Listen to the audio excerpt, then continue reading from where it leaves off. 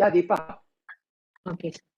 A very good afternoon to everyone. I welcome you all for the successful centenary celebration of Forefronts of Future Frontiers webinar series organized by Scientific Society of Paediatrics Medical College, Vinayaka Mission Research Foundation, Dean to be University, and myself, Dr. S. Deepa, President Scientific Society, will be hosting this grand academic event.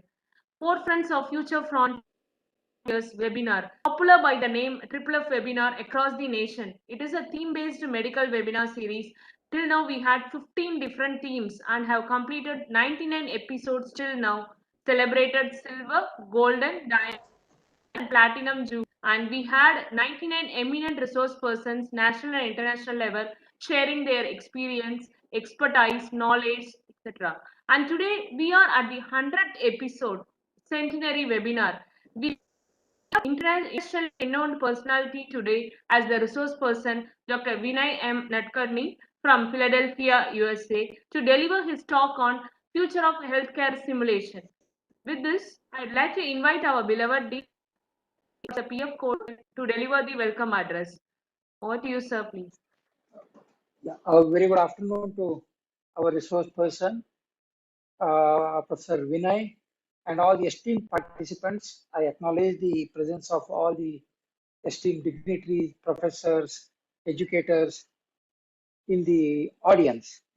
And today is a red letter day in the history of Paediatrics Medical College. An humble effort beginning made more than 2 years back in the beginning of the COVID, just to drive away the claustrophobia and update our medical fraternity, today has earned an international credibility.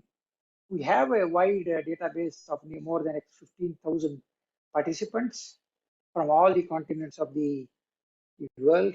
Our all episodes, including today's one, is available on the YouTube, and it's a very this day shall be remembered forever in the history of AVMC, and AVMC, I am sure the FFF has helped to come in the international map of academics. And I, on behalf of our management, on behalf of our Honorable Chancellor, on behalf of our university at large, take this opportunity of welcoming our esteemed, distinguished resource person for today. In addition to what the president of the society, Professor Deepa, said, the eminent personalities have shared this platform. Dr. Vinay will be happy to know the pioneer of the evidence-based medicine Golden Guide, you must 100% be knowing, and Padma Bhushan Balram, scientists of national and international repute, they have shared this platform. This is how the journey. Of course, you will be seeing in a short while, we have some small glimpse of this journey of the AVMC in FFF. And myself being an anesthesiologist, little inclined or involved, at least in my very peak of my career in resuscitation, etc., I must say something, one or two thoughts which are quite relevant here. This medical education is undergoing reform and reformation altogether. And to keep pace with these reforms and reformations, the simulation-based education is becoming very much complementary, rather it's becoming very much mandatory. And this clinical simulation, in tune with the new paradigms of education, we have been able to have a consistency, we have considered having, and in line with various educational theories, we have been able to provide. But one or two thoughts in this usage of the simulation across the globe is little unevenly distributed because of some misconception about its cost, its complexity, or one more thought is about this, the validity or consistency of the evidence generated by these simulations. These are some of the thoughts. I'm sure today's speaker will be sharing his in-depth knowledge and first-hand experiences about that. And another thing is, this COVID pandemic, many a times from some angles, if you see boon or bane, the COVID pandemic has digitalized the globe, they digitalized the education, digitalized the medical education. Many of us, who they have not got digitalized them ourselves, who if the COVID would not have been there overnight to facilitate our teaching, learning, virtual learning. All the teachers across the medical colleges in India and abroad resorted to this. That is one. And second thing is because of the providing quality and quantity clinical material to the student during the COVID pandemic was a big challenge. So that got a boost to this simulation-based education, especially this COVID pandemic. We're still ahead, it's not yet over. So from these two angles, I was thinking, I may not be mistaken, kind of, making most of the thing which you can't avoid. So these are some two gifts the COVID we got, the indirect gift because of the COVID. So these are some of the thoughts, and I am sure I could see a couple of slides about the research in COVID in simulation-based education is also very, very important, and it's tricky and it requires some special uh, attitude, special mind. With these few things, I will, and one more small anecdote I must say, day before yesterday, it is a coincidence that one Amitabh Bachchan's movie, Runway 34 got released, wherein if anybody sees that, how a simulation-based training can make a pilot who has no fuel, who has no visibility, who has no time, lands with eyes closed in a very tricky runway 34. I very well remember that. That thought comes to my mind. In fact, I saw that movie only day yesterday. These are some of the random thoughts I'm coming, and no, I don't want to come further. We're all very eager to listen to Professor Vinay. I think Professor Bhatt will be introducing him. Yeah, thank you, Dr. Deepa. Thank you, sir. In the centenary celebration of FFF webinar, we have made a commemorative video of the 100 episodes we had, and the excerpts of 100 webinars have been compiled into a flipbook, which will be of real academic importance. Now I request our chief guest and the resource person of the day, Dr. Vinay Nadkarni, to release the commemorative video of 100 episodes of FFF webinar and release the flipbook of FFF 100. Sir, please. Dr. Vinay Nadkarni, sir, please. My great pleasure to release this amazing video. Please, Dr. Deepa.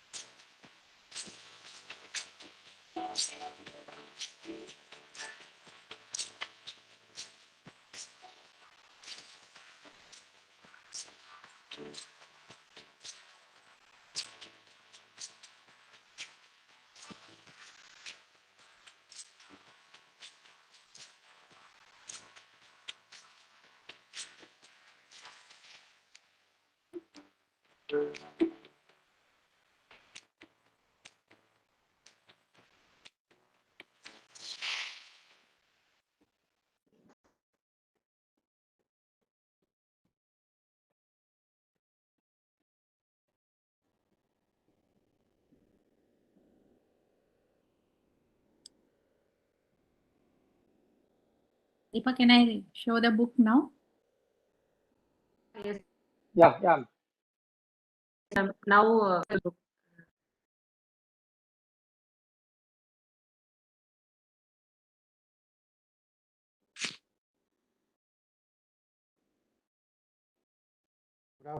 afternoon to all. Good afternoon, sir.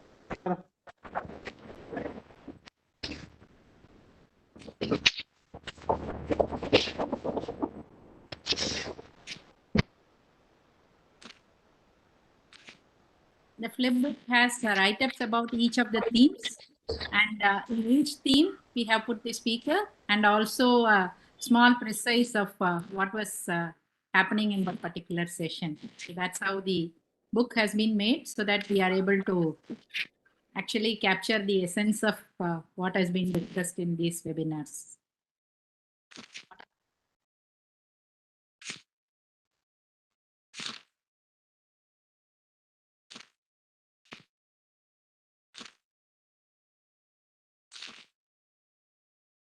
That was 25th episode by Dr. Ved Prakash.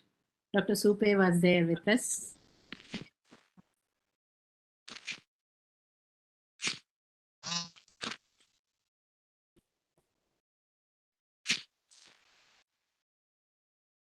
Dr. Kathleen from WHO Sierra was there with us at some point.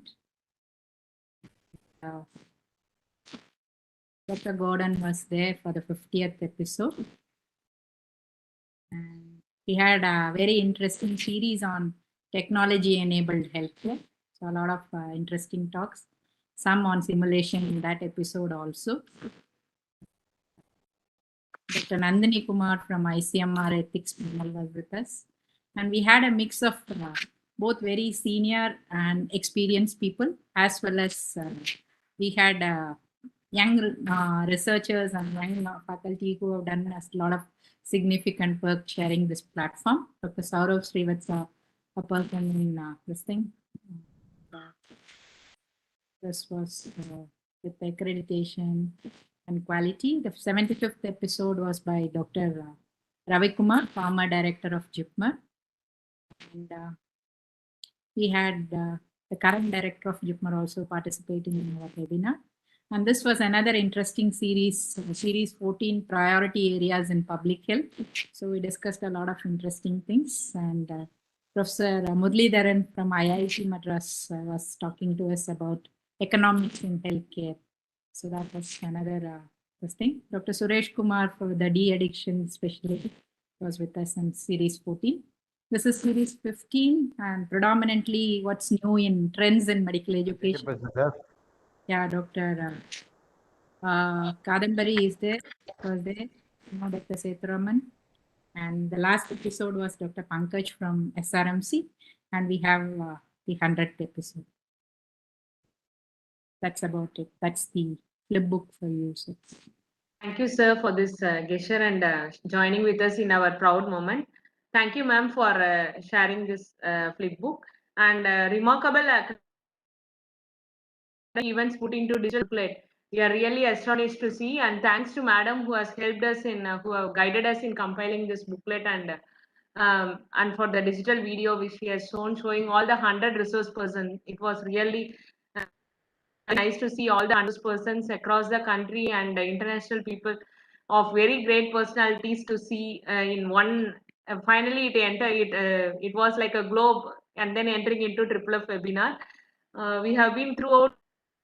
We had resources from other parts of the country also, Australia, US, Canada, and many people.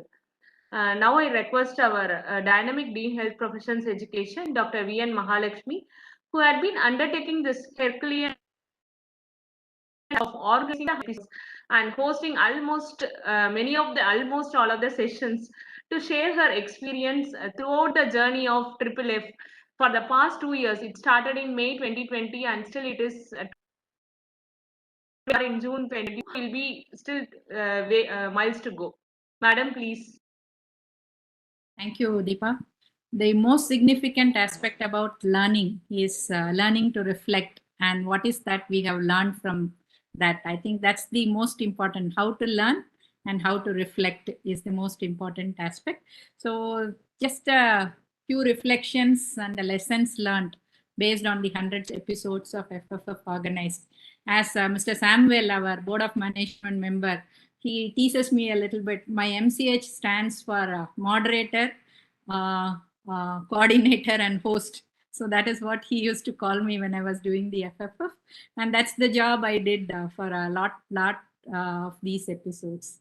So this is the actually word cloud on various topics which we have done. So though we actually started with COVID, we explored a lot of areas with regard to advances in medical education, clinical services, evidence-based medicine, learning to learn, patient care, infections, non-infectious diseases, public health areas, the trends in education and practice, innovations, publications, a lot more things.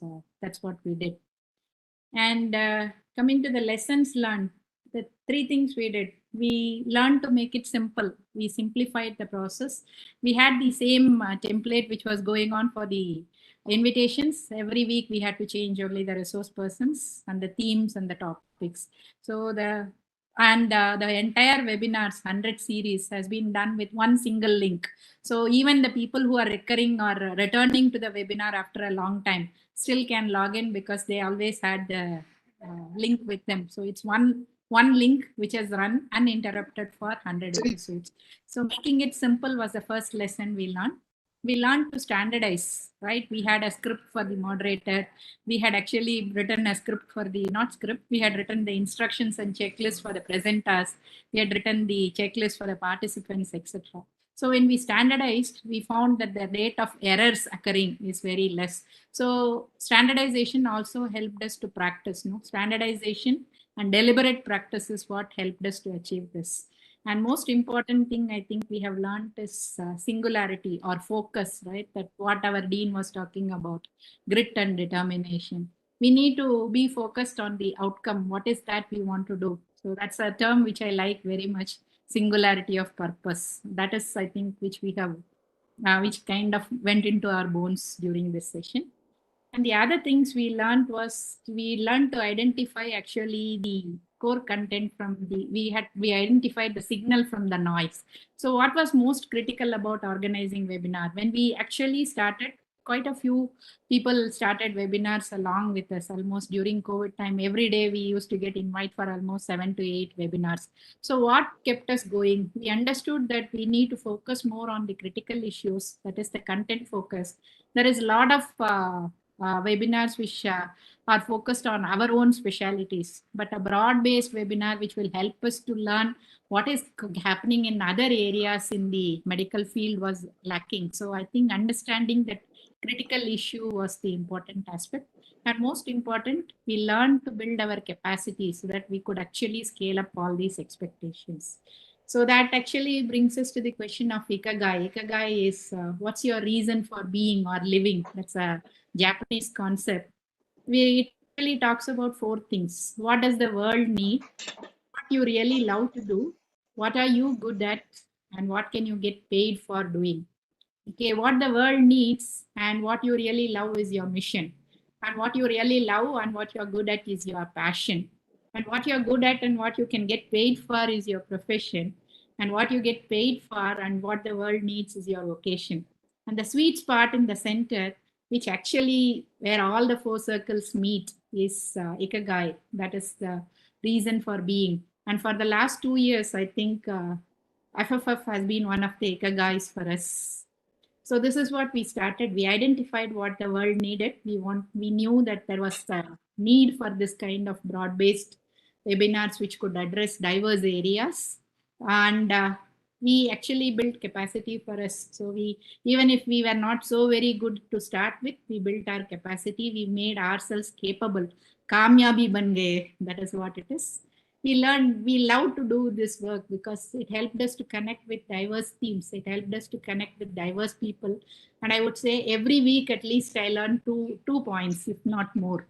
And most important, we had very strong support from our management, and we get paid for doing it. So that is what it was.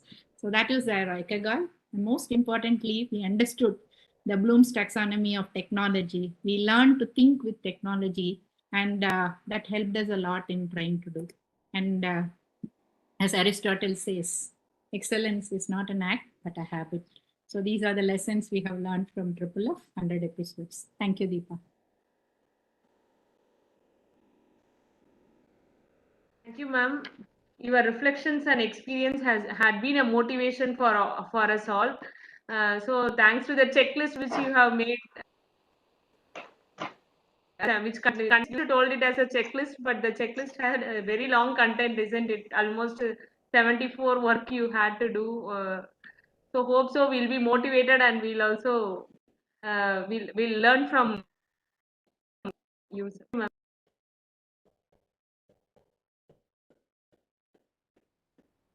Dr. Vishnubat sir, he has got disconnected, it seems.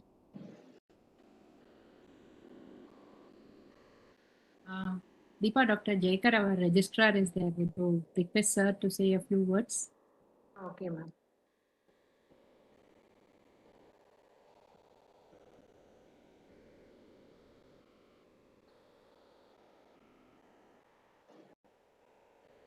Good afternoon, sir. We have Dr. Jaikar, Registrar, Vinayaka Mission's Research Foundation deemed to be university. I request Dr. Jaikar to say a few encouraging in the event coverage of FFF webinar.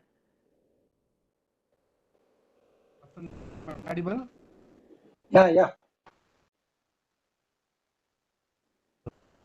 I received an invitation that is 100th webinar, so I thought of all in celebrating this 100th webinar of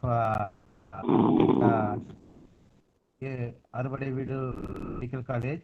I have to appreciate the great efforts of our Dr. Mahalakshmi and Dr. Our Dean, that every week conducting one webinar is an Herculean task, identifying and preparing the brochures, informing to everybody in a week's time, conducting successfully. For this 100 webinars booklet, the speakers, and also you have prepared only one for going through, listen all these 100 webinars. That is a very great achievement. So, we congratulate Dr. Mahalakshmi and Dr. Kotur and the team who have been involved in conducting that. So it is one of the milestone in our Vinayaka Mission Research Foundation, and also it is one more feather added to our Vinayaka Mission Research Foundation. So wholeheartedly, once again, and congratulate the dean and for their great achievement. Thank you very much.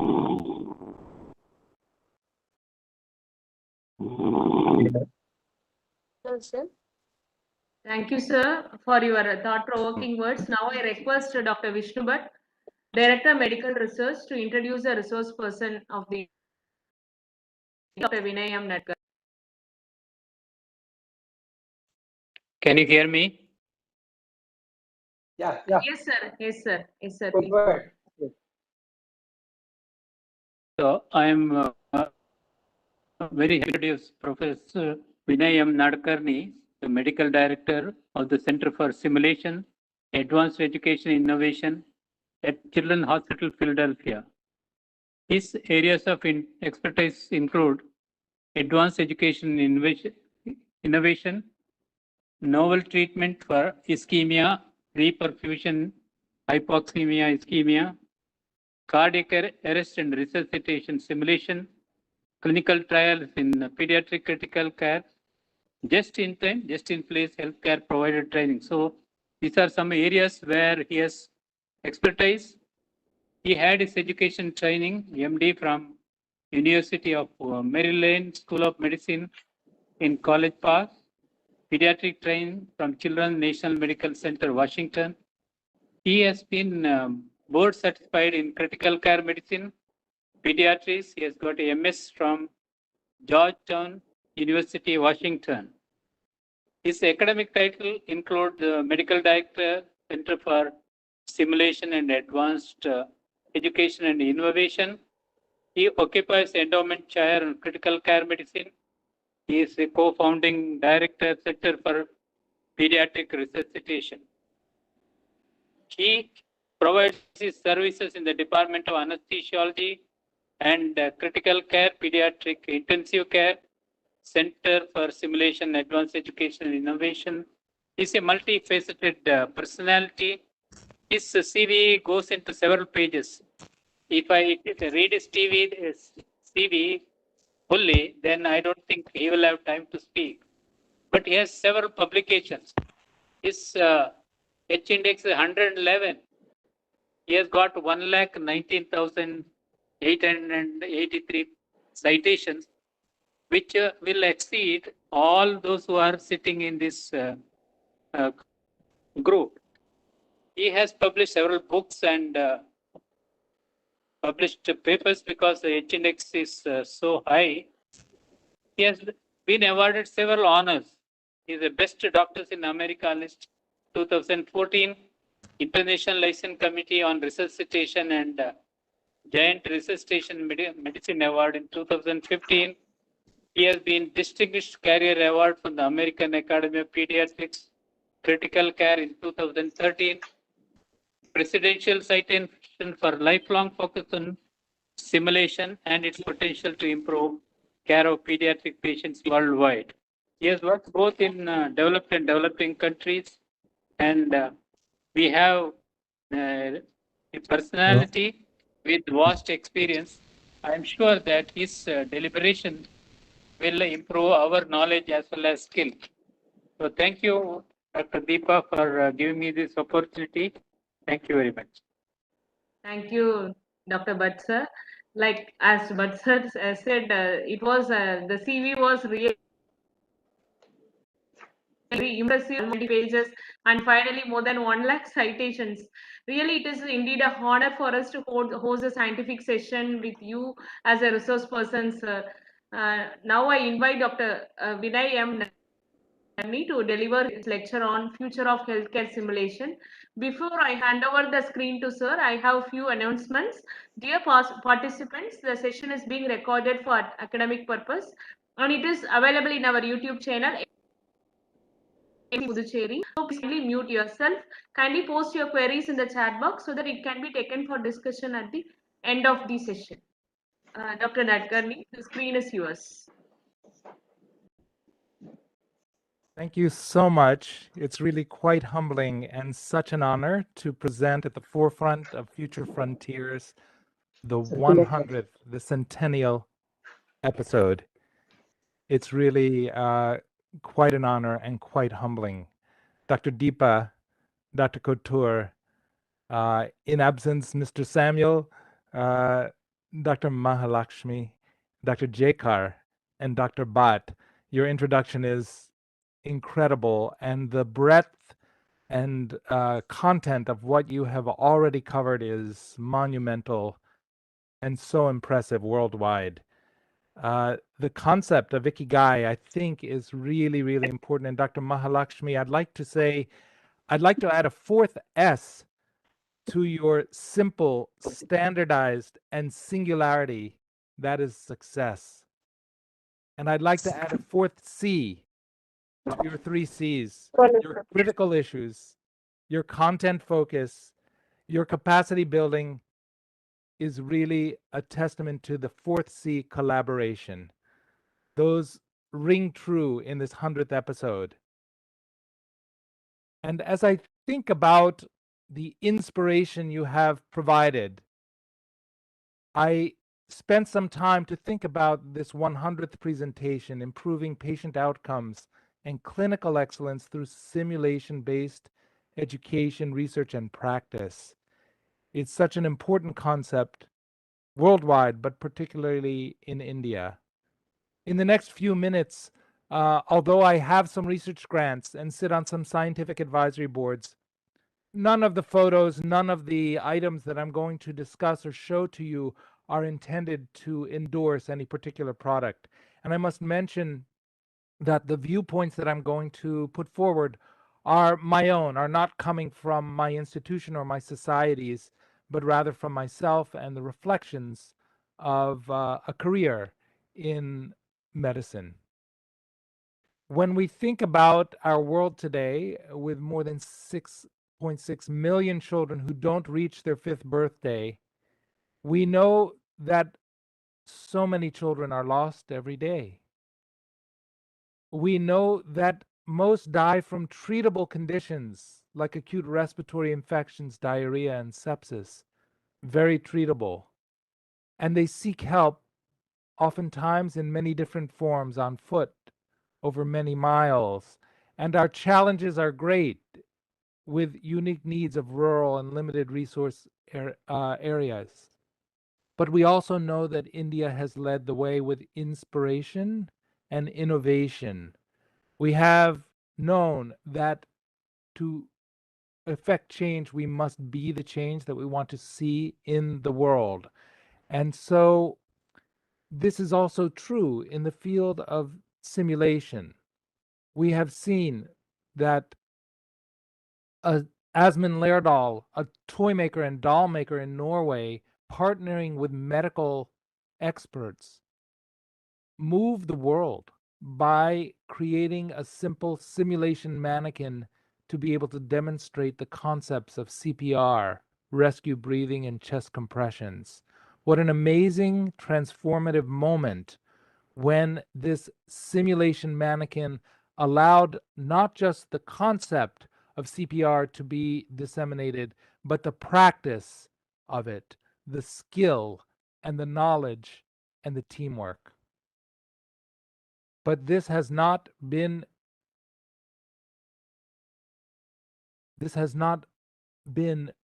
very silent. This has resonated in India and has been taken forward by the Society of Anesthesiology and the Indian Resuscitation Council over many years.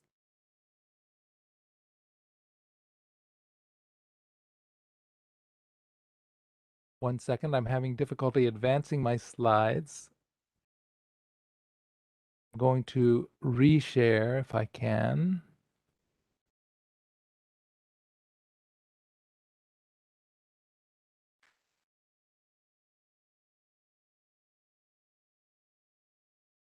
There we go. With a common mission across India, we have seen this type of simple simulation disseminate. And across India, we have seen such things as World Restart a Heart Day using simple simulation to reach more than 50 million people in a given day.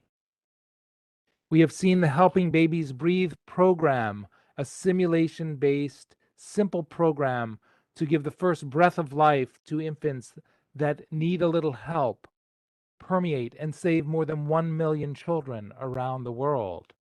And we have seen these concepts applied not only to the first breath of life, but throughout the life cycle, even the last gasp of death.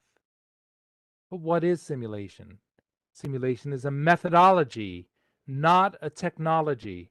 It's a methodology to replace or amplify real experiences with guided experiences that evoke or replicate substantial aspects of the real world in a fully interactive manner.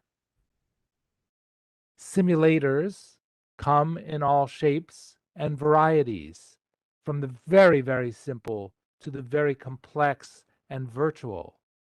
And as Dr. Mahalakshmi mentioned, it is really the debriefing, the thoughtful reflection that allows us to take value out of the debriefing or review of both simulated and real events. And I think this is perhaps one of the major values that we'll see moving forward into the future.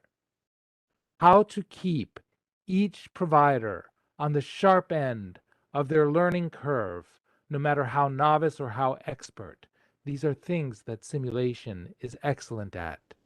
Skill training of the individual, team training of the group, and organizational or environmental performance, and identifying latent safety errors. These are evidence-based applications of simulation that are here and now. Skill training, coaching, in situ practice of teamwork, and learning complex skills and anticipation of problems, allowing people to make mistakes and to correct them, to learn from them, and to debrief. Building teams, leadership, fellowship, and communication, which is responsible for 80% of medical errors in our hospitals and clinical venues. Learning how to do instant replay to train teams with realistic mannequins and situations in realistic environments, and to use simulation for fun and games to make education and learning easy, and to use all of our senses in order to improve our teamwork, our leadership, and our followership. We have learned how to use simulation to probe new processes and new units, and have even been able to report on the efficacy of in situ simulation to detect and eliminate safety threats in the work environment. We know that our systems and human factors play a large role in patient safety and medical errors, and that simulation can in fact be used to address the system and human factors. We have a lot of evidence now that simulation in selected circumstances can work to improve basic skills, to improve readiness and preparedness, and to create a level of mastery learning that is sustainable. In fact, we know that simulation improves self-confidence, competence, operational performance, and in selected cases, we now have evidence that it improves effective care and patient outcomes. A wonderful summary of the use of clinical simulation to study how simulation can affect quality and safety in healthcare is produced and recently published by LeMay and Dixon Woods. And it identifies the different types of simulation-based interventions that can be applied in a variety of clinical settings. But what we know is that with a myriad of studies, very few penetrate to the point of being able to claim an effect on patient or healthcare outcomes. In the future, we need more evidence and better simulation approaches that will actually impact patient and healthcare outcomes. We need to figure out how to link simulation education with a focused efforts to the individual and the patient at risk, to the team that will be providing care at the point of care just in time, and to the environment to eliminate either simulated or real performance deficits. Some incredible strides have been made by societies in India. One example, Paediatrics in India has enhanced resuscitation outcomes with simulation-based interventions, starting in 2013, and then bringing people together periodically each year in order to improve and expand the role of simulation-based interventions, spreading across the country in nodes and using champions at each site. For instance, creating a simulation week, a global simulation week, where sepsis was addressed and probed, and across 57 centers, gaps were identified and fixed using simulation as a modality to bring the world together around the common problem of pediatric septic shock. A small amount of time for a large gain. But our challenges remain huge, particularly in the area of knowledge processing, teaching, learning, remembering, acting, and acting well in order to achieve the outcomes that we all want, which are really not only good outcomes for our patient, but a quality of life for themselves and their families that is improved. We know that the formula for survival and survivorship is a combination of medical science, educational efficacy, and local implementation. And it is in this local implementation that simulation-based education has the greatest horizon for impact. We know that the three essential elements of a learning healthcare environment are patient care, education, and research. And simulation plays a role in each and every one of these. We all know that we practice and deliver care in a complex socio-technical environment. And so a single magic bullet is not going to improve our practice, but simulation is an approach, a methodology that can indeed affect and impact all of the components of this complex socio-technical system. I love this quote from one of the most successful surgeons in the United States, Dr. Mark Gilinoff from the Cleveland Clinic. In his talk on reimagining the future of medical training in 2019, he reflected that the hardest day of his career was his first day as an attending surgeon, not because he lacked the skills. He was well trained over 11 years of training, but because all the things he needed to know that would make him successful in leading a team in a high-pressure environment of the cardiac surgical operating room had not been taught or learned. They had to be experienced. And this reflection shows us that by using simulation-based training, the non-technical skills can be emphasized and can be practiced and learned. And this may be one of the breakthroughs that we need to pay attention to in the future. How to make team leadership and team fellowship work in the environment that we work in. And also how to tailor this training and this learning to resource limited environments with inexpensive tools in order to penetrate those resource limited areas that we all encounter. And how, as Dr. Bhatt and Dr. Mahalakshmi and Dr. Kotur have mentioned, how do we leverage what we are learning through COVID and our adaptations to the COVID environment in order to use distance learning, telemedicine, and telesimulation in new and wonderful ways? The journey at my hospital started before 2005 in simulation-based educations and interventions. We've had many different fits and starts. We've had many different initiatives that have been partially successful, partially unsuccessful, but we have continued and persisted in the march forward and are now applying simulation in various ways. We've developed a core center and nodes throughout the hospital and the university system linked to our nursing school, our medical school, and our regional consortia simulation centers.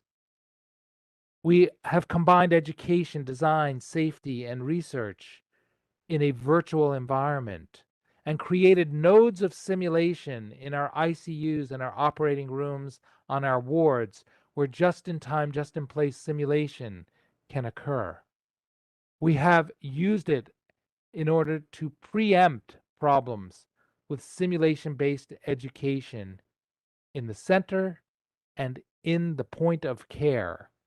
And we are disseminating it throughout the hospital and beyond the borders of the hospital, even to our clinics, where we rehearse simple emergencies in order to prepare for those types of simple things, seizures, arrhythmias, etc., that might occur in an environment where we are not highly resourced to take care of them. We have practiced advanced skills and adjusted our process of care on the ward, in the elevator, in the operating room, in order to improve our time to critical intervention and our process of care, using simulation mannequins, and then measuring the outcomes on real patients, reducing our time to cannulation for ECMO from 55 minutes to 35 minutes. When we implement new and dangerous practices in nuclear medicine, we practice that using simulation, simple simulators to mimic and identify latent safety errors and improve pathways and processes along the way. When we open a new site or develop a new surgical procedure, we can rehearse it so that people are comfortable and confident when they actually perform it on the first patient. And we can test our capacity for care, particularly evident throughout the hospital. But as we open new areas to practice, and as we design new processes and encounter new pathogens like COVID, we have to use our proactive simulation-based assessments and interventions to both learn what the latent problems might be, but also how to solve those problems. We are learning how to combine simulation and real care. In our emergency department, in our delivery rooms, and in our ICUs, we are now videotaping live capture, real events, as well as simulated events, and allowing a playback or instant replay, as they do in the sports world, in order to inform our practice and improve our care. We can have coaches in the coaching box who are evaluating how our team is playing and working, and can feed back either real time or after event on potential improvements that could be worked on by the individual, the team, and the environment. We are starting and looking forward to becoming more like our sports teams, who actually practice 95% of the time and perform only 5% of the time. The inverse is true in medical care, and figuring out ways to translate what is done so well in coaching and review and training in our ball fields and on our racetracks to improve team performance and hone it to excellence. We now have tools that we are starting to use, like eye tracking software in our delivery rooms, in order to move the field forward and understand the positioning of providers around the bedside. Eye tracking software to know what experts are looking at and how the sequence with which they look at the patient, the monitor, the equipment, and the team members, and trying to learn from the experts and replicate and shorten the learning curve for our trainees. We're starting to use virtual reality not only on the sports field, but in the hospital environment to improve our training and to challenge our learners to stay current, to encounter problems that are either common or very rare, and to develop methods to handle these before they happen, not afterwards. And we are learning through COVID to share and collaborate, to use telemedicine, to use telesimulation, to use Zoom in order to expand the collaboration and the ability to support remotely and to train remotely, even when conditions are austere. In fact, tools are now becoming free and easy in order for us to launch simulation practice throughout using remote telesimulation. And in fact, using WhatsApp and other social media methods to support instructors, learners, and perform real debriefings, capturing events, sharing them, and helping each other, making games that engage and stimulate our young learners to participate, and using information from wearables like smart watches, smart shirts, in order to understand the complexity of both the patient but also the provider, variability of heart rate, their sympathetic and parasympathetic tone, their pupil dilation. How can we modulate? How can we learn to modulate the anxiety and the stress in order to improve patient care? In fact, the individual and team resilience emerges as a factor that we need to address in the future and can be addressed using simulation methodology, creating a learning health system that makes sense and will move the field forward. When I think about what lies ahead for us, it's like looking at Mount Everest. We make a plan, we chart a course, we join our friends, and we prepare and train. And no matter how well we plot the course and the alternatives, always the weather seems to kick up in an unusual way. We encounter unexpected circumstances, and we have to retreat and then remodel and use another plan, sometimes those that we had not anticipated. When I think about the path forward, I think we have indeed chosen a significant target. We have to rely and surround ourselves with the right people, learn the lay of the land, prepare, train, persist, accept switchbacks, not setbacks, but switchbacks, and alter the approaches based upon the weather that we encounter. We should enjoy the climb and celebrate the summit when we reach it. But inevitably, when we reach the summit, we look out across the horizon and we see yet another peak, another summit that we need to approach. This, I think, will be our pathway. And our biggest challenge will likely be in the area of developing interventions that can be implemented with quality and achieve the outcomes that we all desire. How can we embed simulation in order to understand what happens in simulated cases as well as real cases and learn from each and every case?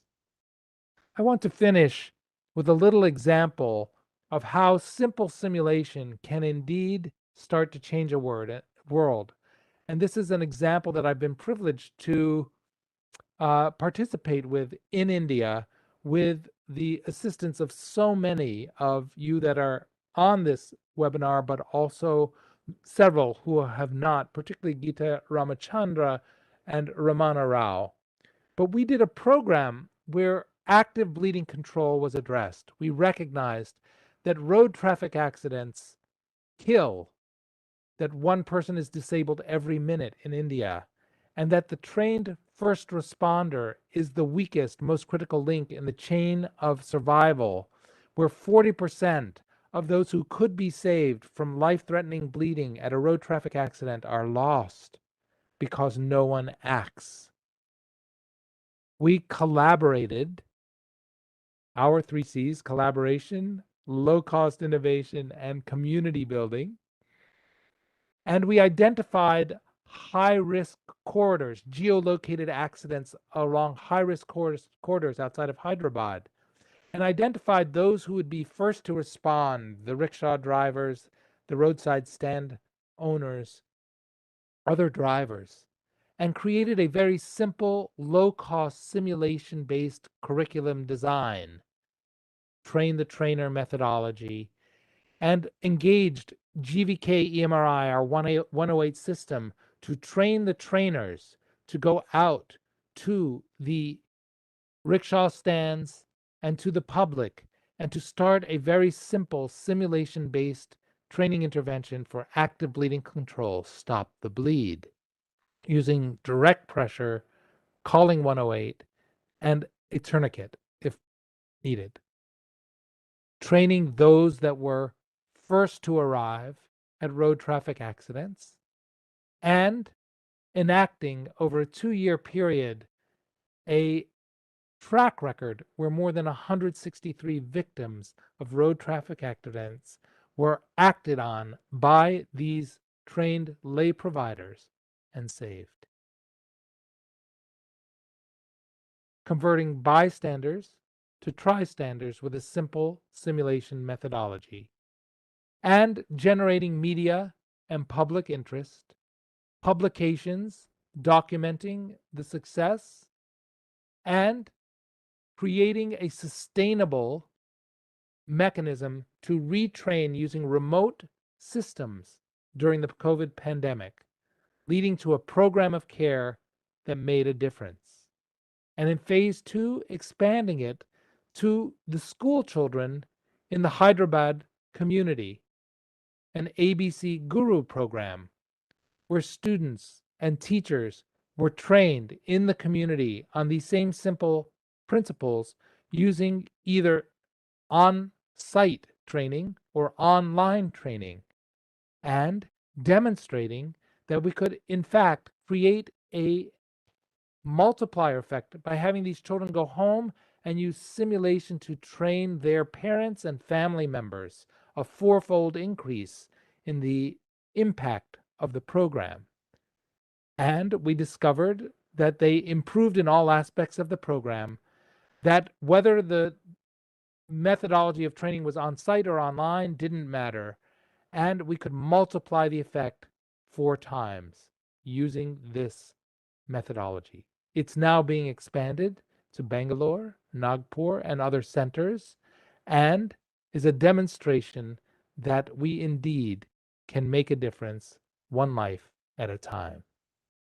As we think forward about the future of simulation in healthcare, perhaps we need to be a little bit like Merlin the magician, who in King Edward's time is known to have lived his life backward. He started very old and got younger and younger.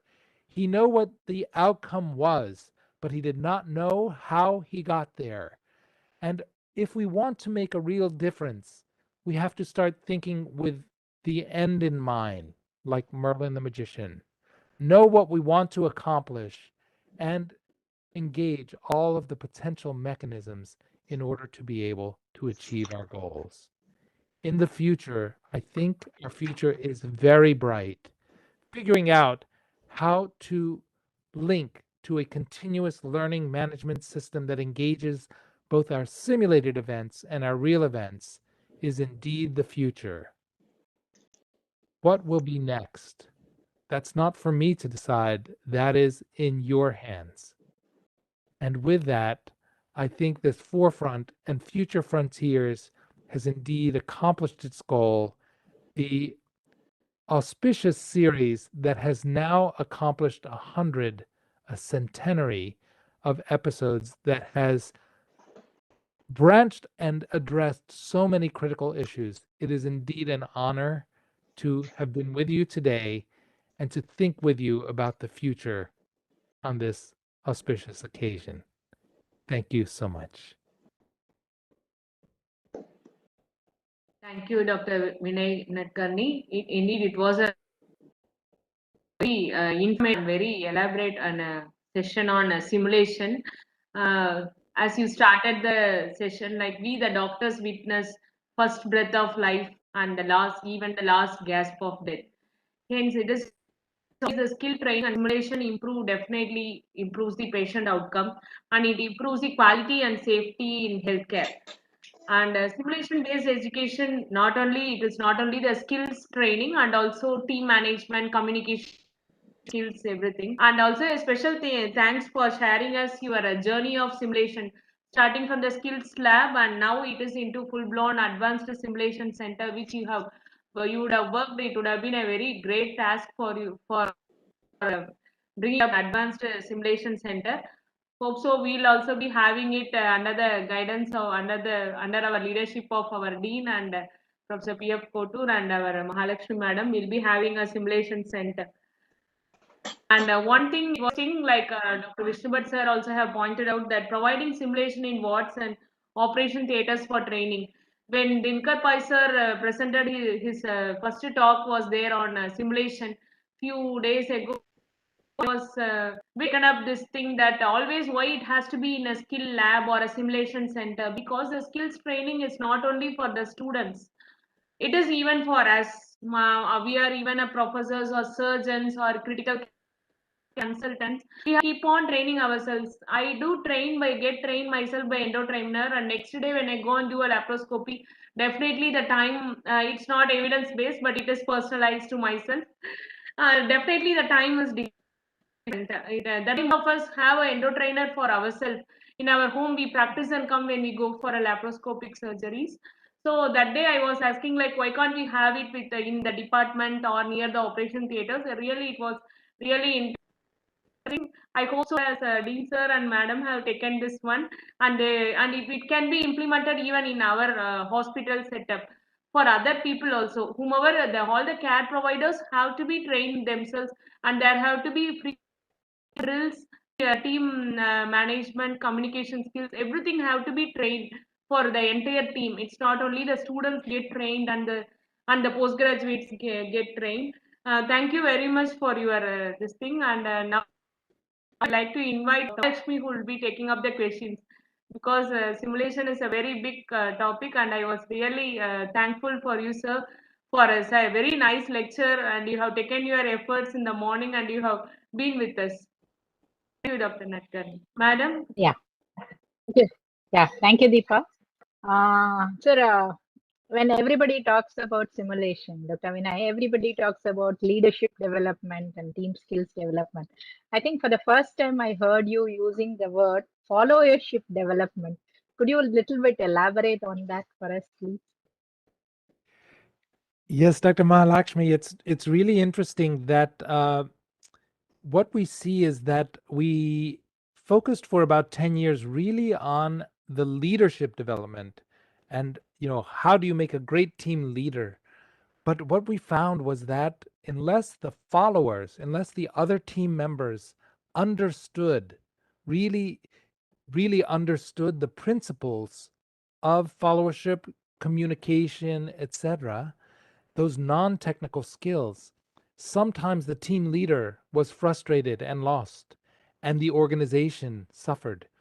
But once we recognized that, for instance, even such things as creating some buzzwords. So, for instance, at our hospital, we have a phrase, I have a concern.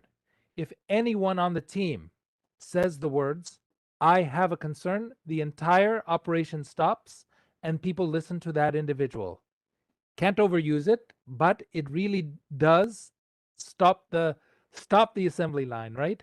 And so if we teach those principles and we have followers and team leaders working together, then we can really go from competence, average performance, to excellence. And that's what we mean by training followership as well as leadership, how to be a good team member. Thank you, sir. I think that reminds me of Ramakrishna Paramahamsa's story to Vivekananda. He says, it doesn't matter who is the leader, but what matters is who's the first follower. So that's why Vivekananda is considered a little bit greater compared to Ramakrishna Paramahamsa. And when we actually looked at the to err is the human, the IOM report, and then to bridge the chasm. So they had actually pointed out certain aspects like lack of technical skills, cognitive deficiencies, gaps in cognitive domain knowledge, and lack of focus on communication skills and physician competence. So I think those are the issues. I think you said that it has been addressed in through simulations training, and you showed us some evidence also. Could you actually say if there has been a follow-up of all these activities on IOM report based on simulation? Any evidence as to that effect? There have been some follow-ups, but one thing I want to point out is that that original Institute of Medicine report, "To Err is Human," yes, was very focused on negative things. It's kind of the Indian mindset, right? Fix this, correct this, find the error, fix it, etc. The evolution of that has been from safety 1, which is find the error and standardize and fix it, to safety 2, which is understand what makes things go well, celebrate and identify those workarounds, those things that result in excellent outcomes despite the same adversities that were presented. And this is, I think, the breakthrough and the direction that we have taken. In fact, in our debriefings, in our current debriefings, we spend 65 to 75% of the time discussing what went well and why, not what went wrong and why not. And in this manner, it makes the debriefing very safe and psychologically safe for people to bring up things that they are concerned about, because they're also talking about things that they did or could do to make things better, how they worked around the system to improve the care and make it safe. And I think this breakthrough and this the implementation science emphasis on safety 2 is the upshot, is the more recent kind of addition to the 2 errors human, because to fix is also human, not just to err. Thank you, sir. I think on that note, I'll take up this question from our Dean, Dr. Kotur. He is an EBM man, as we all know. And he wants to know where precisely do the findings of simulation-based research in the hierarchy of pyramid of evidence-based medicine? I would say there are 2 answers to that. For the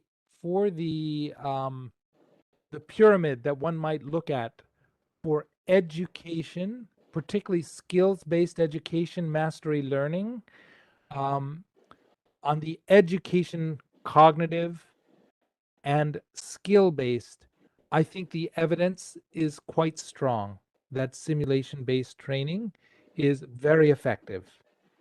However, if you start to look towards the impact on patient care, beyond process of care, but to actual patient care and to patient outcome and population outcome, I think we're almost at square one, that the evidence is very sporadic and very specific to special circumstances, that we can point to a few studies that have demonstrated the penetration to patient outcome and population outcome, but those are few and far between. And so we're at the very basic level there. But for education, pure education, cognitive, skill-based, I think we're nearing the point where we can really declare victory. I wonder if Dr. Kotur is in agreement with that or disagrees, because we don't always agree. We have good conversations about the controversies that exist. Yeah, Vinay, to complicate the matter further, what about these mannequins with the artificial intelligence integrated and use them for a research? It will complicate the picture further. Yes, I think I think it's really coming along, because, in fact, even the creation of a digital twin of our patients is quite possible now with AI and with virtual reality or augmented reality. And so the future of how to use the advanced technologies, not just to make expensive mannequins and techniques, but to make them actually work, is our challenge. Right now we have a plethora of technology that is blossoming that I think is great potential. But much like other AI work, I don't think it has realized that potential yet. We haven't seen the impact of AI, of virtual reality training. In the resource-rich areas, we clearly see a role for virtual reality, for AI, etc. And I think in the future, if I have to project far into the future, we likely will be creating digital twins of our real patients, our complex patients.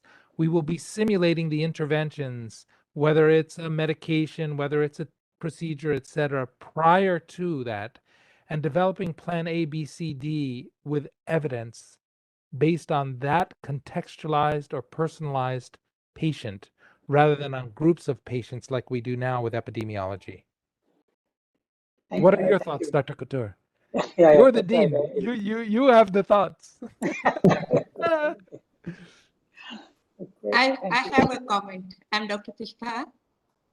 Whatever AI or whatever you use, but whatever we have encounter with patient, that the experience which our students have. I don't think with any simulation, any addition of AI can give.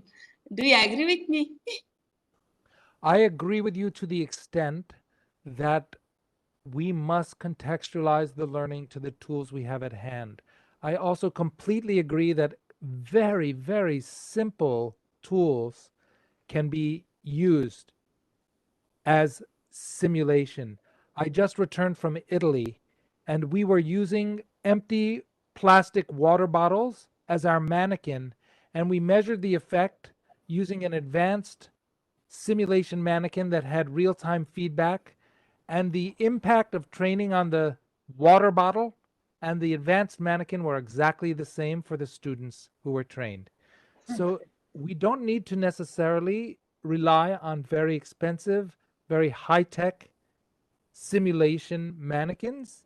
Let's separate the simulator from the simulation methodology, because the simulation methodology, I think, can be applied in every environment, whereas some of the advanced expensive simulators, wonderful for certain functions, need to be restricted to the resource-rich areas. Thank you, sir. I think you made it very clear. It's actually the simulation which counts, not the technology, as Gaba says. The other thing which was very interesting from your presentation is about the CHOP care units. I think that's what you called them. That way you talked about point of care simulations at various places for just in training for residents and other healthcare providers. Which actually helps in that legitimate peripheral participation and imbibing the environment and the culture of doing. Can you actually share some results from that experiment or that experience? Yes, what we do is we created 4 index cases: a child with a seizure, a child with a foreign body airway obstruction, a child in cardiac arrest, and seizure and an ingestion. And we took these standard cases and we put in a van, actually an ambulance that was out of date. We put the mannequin in and we brought the simulators, and we rolled them into either the emergency departments or the clinics. And we had a simulated emergency, and we recorded the latent safety events, if they could identify where their emergency bag was, if they knew how to bag mask the patient who needed some respiratory support, if they knew how to activate the 108 system, etc. And we then created a checklist for them that we were able to identify and then resurvey these sites 6 months later to see if they had fixed the issues that were identified during the initial one.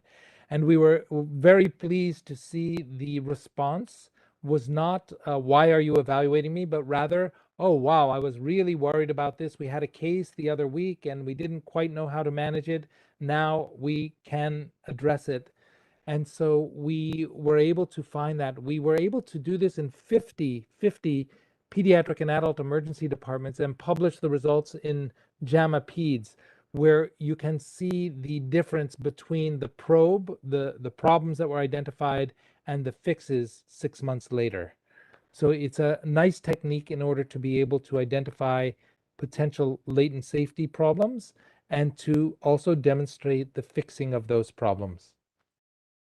Actually, that's what I think Dr. Bhatt was also remarked, like why to have them in the OR or in the emergency rooms. So that is the point of care and just-in-time training that really helps people.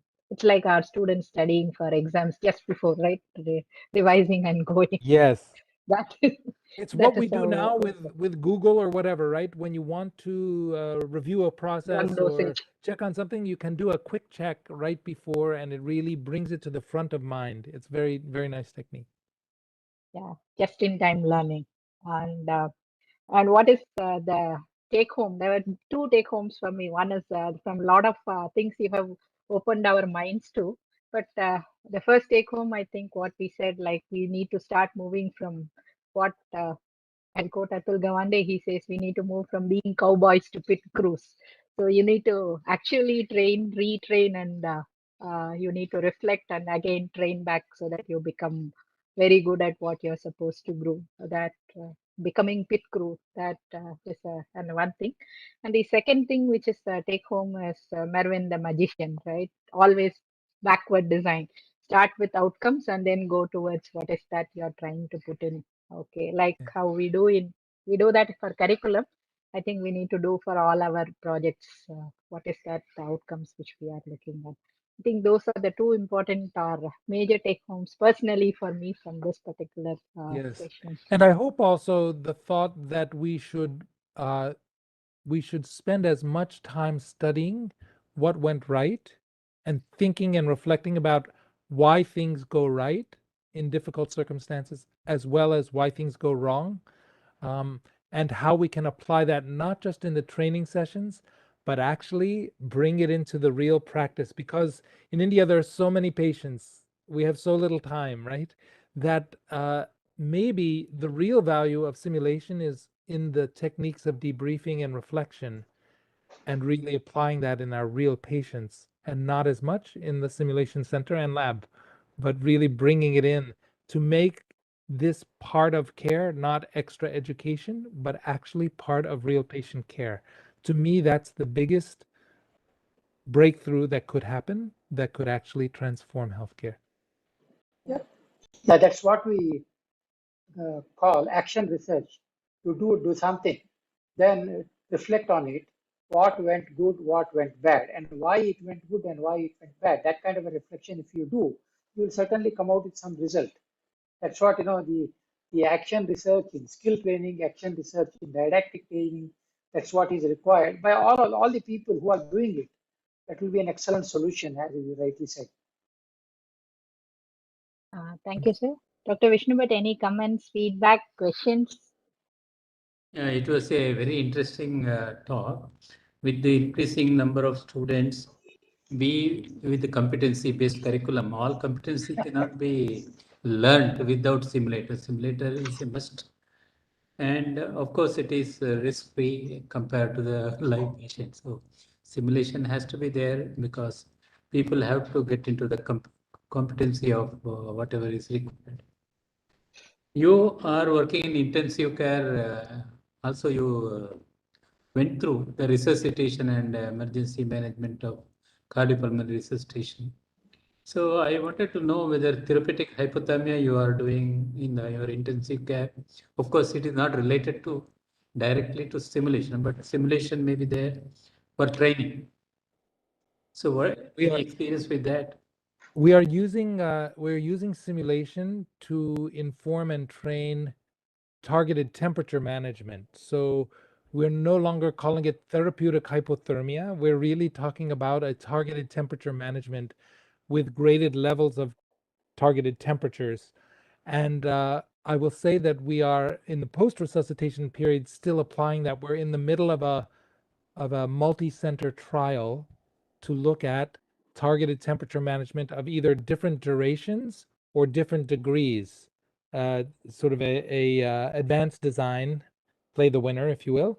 And it's going across about 50 centers in the United States and the UK. And we are using simulation in order to standardize the targeted temperature management protocols across those centers.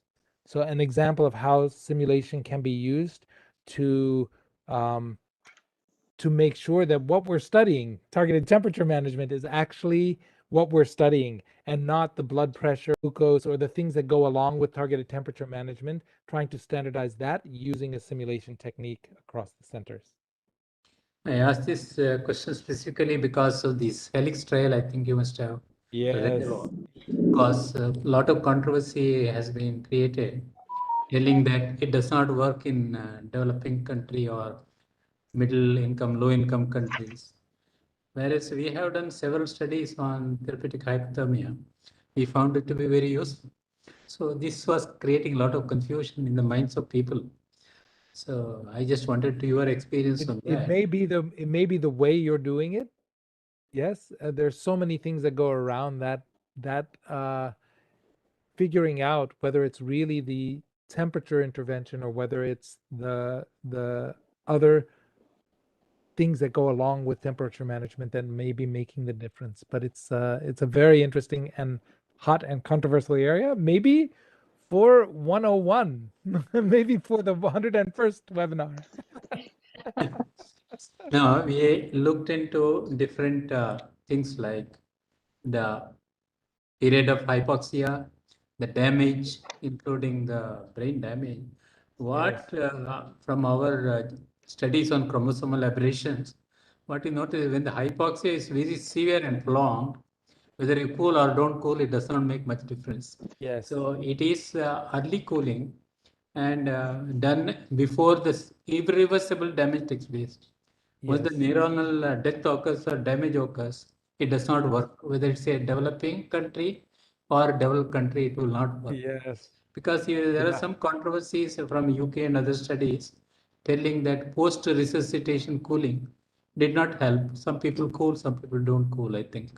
So yes, I think that's the same finding in neonatals, correct? Of course, the mild to moderate injury respond and the severe do not.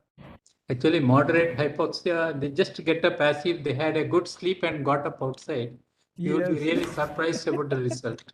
Severe hypoxia is very, very difficult to say anything. Sleep is the best medicine. Anyway, very, very interesting talk. Thank you very much. Mahadevan is there, of course. Thank you very much. Thank you, sir.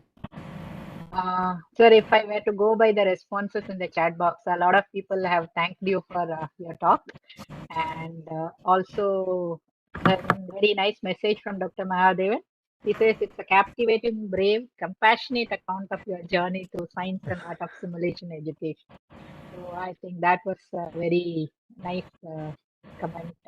On that note, we would like to thank all our participants for today's interesting webinar and joining us on this centenary celebrations of FFF.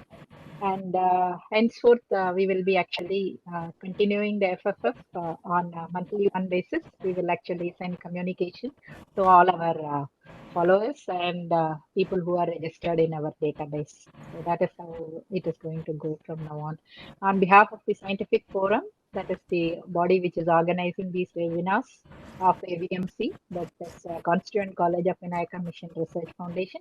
I thank Professor Vinay for a very, very interesting lecture and for opening our eyes to a lot of new things which can potentially happen and what role we can play, what we can call as legitimate peripheral participation in the future of healthcare and simulation. So that is what is this thing.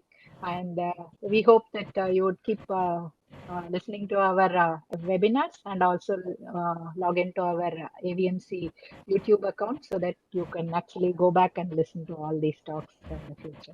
Thank you very much, friends. It was indeed a very humbling as well as a very satisfying learning experience. Thank you. Deepa, over to you. Thank you, ma'am. Thank you, Dean sir. Thank you, Dr. Vinay Nadkarni, Dr. Vishnuvat sir. Thank you so much. Thank you, everyone. Thanks. I thank all the participants for throughout our 100 episodes. You have been there, and we'll meet again. Thank you. Thank you, Vinay. Namaste. Thank you. Thanks a lot. Thank you, Vinay. Bye-bye. Bye-bye.